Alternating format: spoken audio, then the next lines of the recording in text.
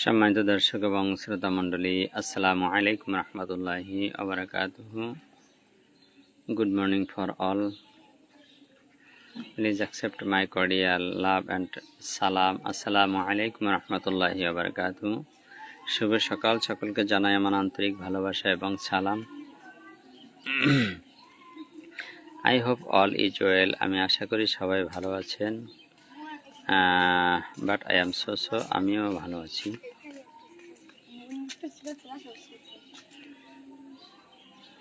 But at last I can say for all, সবশেষে আমি সবার জন্য বলতে চাই যে my nearest customer already had died last week in Saudi Arabia. His name is Maharaj.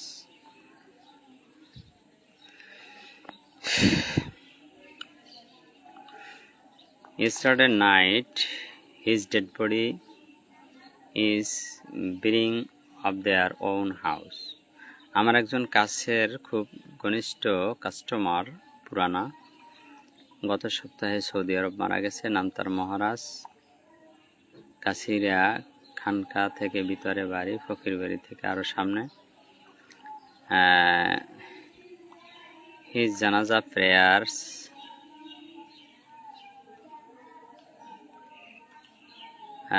Just time 8 AM।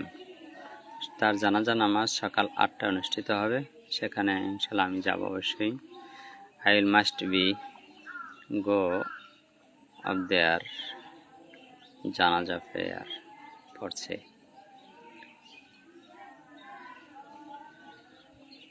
আশা করি সকলে ভালো আছেন, ভালো থাকুন। আসলে মরণ কার কখন আসবে, কে কোথায় মারা যাবে, কখন কোথায় কার জানাজা হবে, দুনিয়ার কেউ বলতে পারে না। আমরা সবাই আসলে সমস্ত অহংকার ভুলে, রাগারাগি ভুলে, হিংসা বিভেদ ভুলে, জুলুম ভুলে আমাদের সবসময় মৃত্যুর কথা স্মরণ করা উচিত। তাহলে আমরা গুনার কাজ কম করতে পারবো ইনশাআল্লাহ। গুনার কাজ আমাদের দ্বারা সম্ভব হবে না যদি আমরা মৃত্যুকে খুব কাছে রাখতে পারি, এবং মৃত্যুর জন্য আমাদের প্রস্তুতি থাকা উচিত। আগামীকাল যদি আমার মরণ হয়, আসলে আমি কি নিয়ে কবরে যাব? So everybody should be ready for his death. সুতরাং প্রত্যেকেরই উচিত তার মৃত্যুর জন্য প্রস্তুত থাকা। আমি মাঝে মাঝে ইংরেজি শব্দ ব্যবহার করি, আপনারা অনেকে হাসতে পারেন, কিন্তু হাসা ঠিক না। আসলে আমরা যারা এডুকেটেড পারসন আছি, যারা শিক্ষিত পারসন, তাদের সমস্ত ভাষা সম্পর্কে অভিজ্ঞতা থাকা উচিত। কারণ দেশ এবং সমাজে, বিদেশে চলতে গেলে সব ধরনের ভাষা জানা থাকলে সব ধরনের মানুষের কাছে মনের আকুতি প্রকাশ করা যায়। এর জন্য ভাষা শিক্ষা এটা নাজায়েজ কিছু না। বিশেষ করে যারা কথা বলতে চাও, স্টুডেন্ট আছো, বাচ্চারা আছো, বা ইংরেজি একটু ভালো বোঝেন যারা মুরব্বীরা, তারা টেন্স শিখবেন আগে। গতকালে আমি বলেছিলাম লাইভে। এরপর বেশি বেশি শব্দ অর্থ সুযোগ পেলে আপনারা পড়ার চেষ্টা করবেন যে শব্দগুলো বেশি ব্যবহৃত হয়, অর্থবহুল, খুব ভালো অর্থবোধক, এই শব্দগুলো আমাদের বেশি বেশি স্টাডি করতে হবে এবং এটা নিয়মিত চর্চা করতে হবে। যে কোনো একটা জায়গায় দাঁড়াইলেই যেন ওই জায়গা, ওই এরিয়া, ওই পরিবেশ নিয়ে আমরা কথা বলতে পারি। যে কোনো একটা কোরআনের আয়াত নিয়ে যেন আমরা এটা অর্থ নিজের থেকে বানিয়ে বলার চেষ্টা করতে পারি। এজন্য আমাদের প্রথম শিখতে হবে, আমি মনে করি, টেন্স মানে সময় বা কাল। এই টেন্স হচ্ছে 3 প্রকার: present, past, future. Present tense হলো আবার 3 প্রকার, এর প্রত্যেকটা হচ্ছে আবার 3 প্রকার: present indefinite tense, present continuous tense, present perfect tense, present perfect continuous tense. এই টেন্স প্রত্যেকটা হচ্ছে আবার 4 প্রকার। তো ইনডিফিনিট টেন্স, ইনডিফিনিট মানে কি? টেন্স মানে কাল বা সময়, আর প্রেজেন্ট মানে বর্তমান। প্রেজেন্ট ইনডিফিনিট টেন্স মানে বর্তমান কালে, ইনডিফিনিট মানে সাধারণভাবে বোঝায়, যেটা সাধারণভাবে কোনো কাজ হওয়া। যেমন আমি ভাত খাই, আই ইট রাইস। এটার স্ট্রাকচার আবার জানতে হবে, গঠন প্রণালী, এটা কিভাবে বসাতে হবে। প্রথমে আসবে সাবজেক্ট, আমি হচ্ছে সাবজেক্ট, মানে মূল বিষয় আমি। এরপর আসবে ভার্ব, যেটাকে আমরা প্রিন্সিপাল ভার্ব বলি, মেইন ভার্ব। তা আই ইট, রাইস, রাইস হচ্ছে অবজেক্ট। প্রথমে আসবে সাবজেক্ট, তারপর আসবে ভার্ব, তারপর আসবে অবজেক্ট। তাহলে আমি ভাত খাই, আই ইট রাইস, এটা হচ্ছে প্রেজেন্ট ইনডিফিনিট টেন্স। আমি যাই, আই গো আমি যাই, আই ডু আমি করি, আই রান আমি দৌড়াই, এরকম। এই যে কথাগুলো এগুলো বর্তমানকালে সাধারণভাবে কোনো কাজ হলে বর্তমান সময়ে সেটাকে প্রেজেন্ট ইনডিফিনিট টেন্স বলে। এভাবে আমরা মিলিয়ে নেব, অসংখ্য ওয়ার্ড বসাই নিলে আমরা পারব। এরপরে প্রেজেন্ট ইনডিফিনিটের পরে আসবে present continuous tense. Present continuous টেন্সে মনে রাখতে হবে সাবজেক্ট হলো আই, আই এর পরে এম, ইজ, আর হবে, এর যে কোনো একটা ব্যবহৃত হয়। বিশেষ করে আই মানে আমার পরে এই শব্দটা আসবে এম, এম ইজ আর। আর হি ইজ, সে থার্ড পার্সন হলে হি ইজ হবে। অনেক বোঝাতে যেমন দে আর তখন আর হবে, দে মানে তারা। অনেক বোঝাতে তখন আবার আর ব্যবহৃত হবে।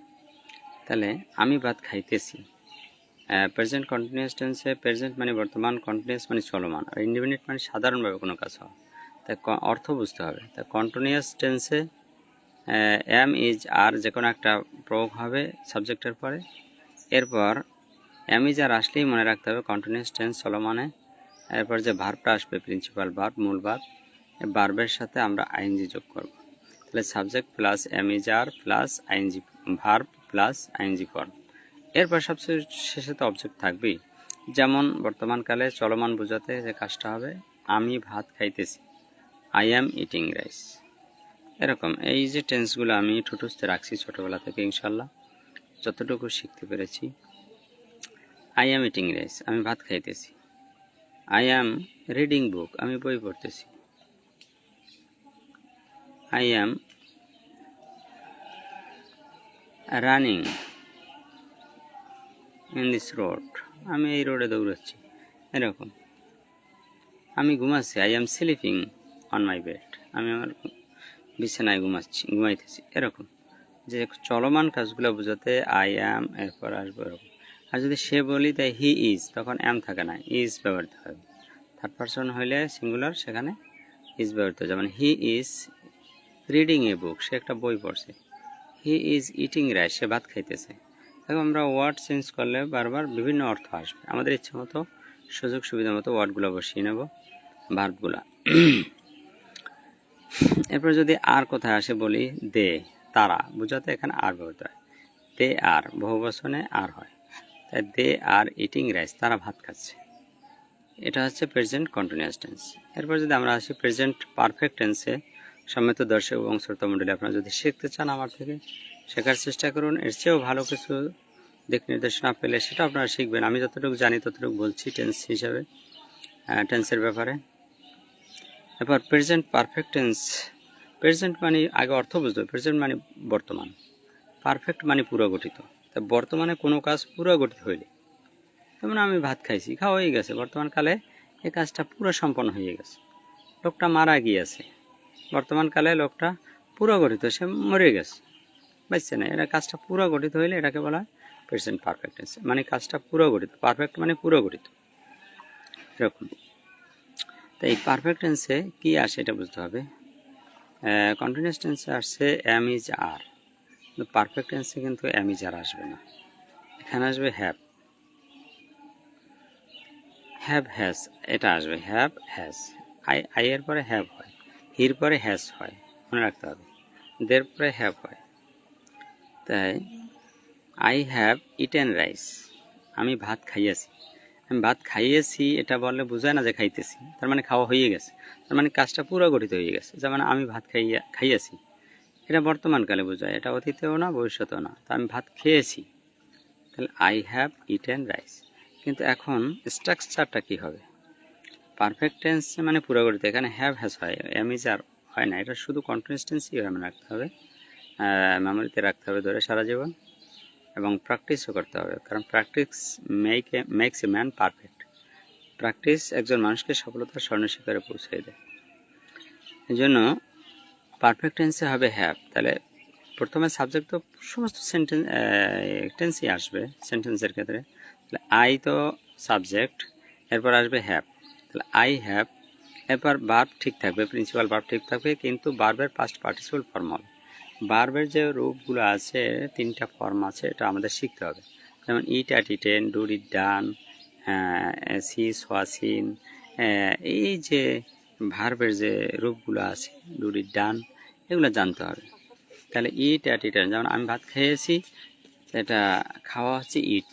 ইট, ইটের পরে আসবে eat ate eaten, past form হবে অ্যাট, আর পাস্ট পার্টিসিপল ফর্ম হচ্ছে ভার্বের ইটেন। তাহলে পারফেক্ট টেন্সে ভার্বের পাস্ট পার্টিসিপল ফর্ম হবে, এটা সারা জীবন আমাদের মাথায় রাখতে হবে। যত টেন্সই আছে পারফেক্ট যেগুলো আছে এগুলায় ভার্বের পাস্ট পার্টিসিপল ফর্ম হয়। তাহলে আই হ্যাভ ইটেন রাইস, আমি ভাত খেয়েছি। আমি কাজটি করেছি, I have done the work, আমি কাজটা করেছি, এরকম।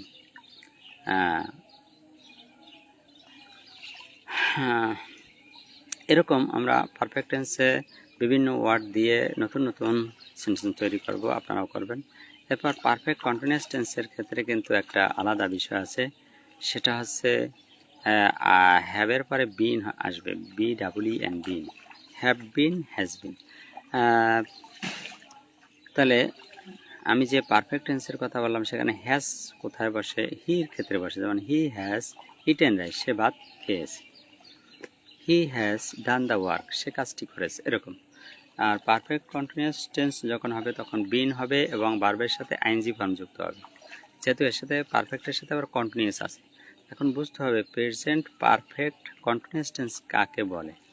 আগে অর্থ বুঝতে হবে। প্রেজেন্ট মানে বর্তমান, পারফেক্ট মানে পুরগঠিত, তার মানে বর্তমানকালে কাজটা পুরগঠিত হইতে হইবে, পারফেক্ট কন্টিনিউয়াস এবং চলমান থাকতে হবে সে কাজটা। কীরকম?